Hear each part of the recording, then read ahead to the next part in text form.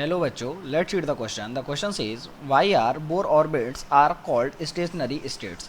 यानी कि इस क्वेश्चन में हमसे पूछा गया है कि जो बोर ऑर्बिट होते हैं उनको इसको स्टेशनरी स्टेट क्यों कहा जाता है। ओके, तो सबसे पहले इस क्वेश्चन के लिए हम इसका की कॉन्सेप्ट लिख लेंगे। ओके, एंड इस क्वेश्चन के लिए जो की कॉन्सेप्ट है दैट इज़ बोर मॉडल।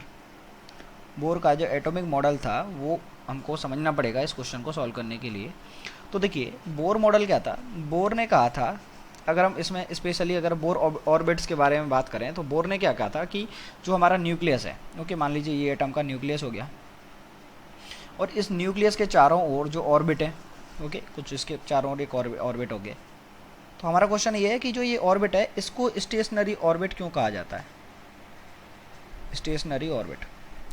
तो इसको स्टेशनरी ऑर्बिट इसलिए कहा जाता है क्योंकि जो कोई भी इलेक्ट्रॉन जो इस ऑर्बिट में चक्कर लगा रहा है, तो बोर से पहले जो मॉडल आया था उसमें क्या कहा गया था कि एक्चुअली कि जो ये जो इलेक्ट्रॉन है जब ये इसके चारों ओर चक्कर लगाएगा तो ये एनर्जी रेडिएट करेगा।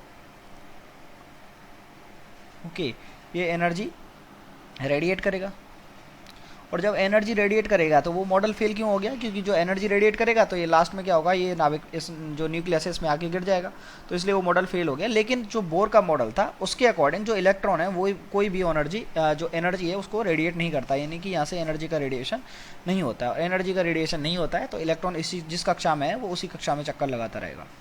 ओके, उसी ऑर्बिट में चक्कर लगाता रहेगा, यानी कि जो हमारा एक तरीके से आप बोल सकते हैं इलेक्ट्रॉन जो इनमें है वो क्या है, स्टेबल है, यानी कि कोई भी एनर्जी रेडिएट नहीं करेगा और चक्कर लगाता हुआ इसमें नहीं गिरेगा। तो इसका मतलब क्या हुआ, इसलिए इन ऑर्बिट्स को हम क्या कहते हैं, स्टेशनरी ऑर्बिट कहते हैं। ओके, तो यानी कि इसमें कोई भी नो एनर्जी रेडिएशन, कोई भी एनर्जी का रेडिएशन नहीं होता है, तो इसलिए जो बोर ऑर्बिट है उनको स्टेशनरी ऑर्बिट कहा जाता है। I hope you understood it well.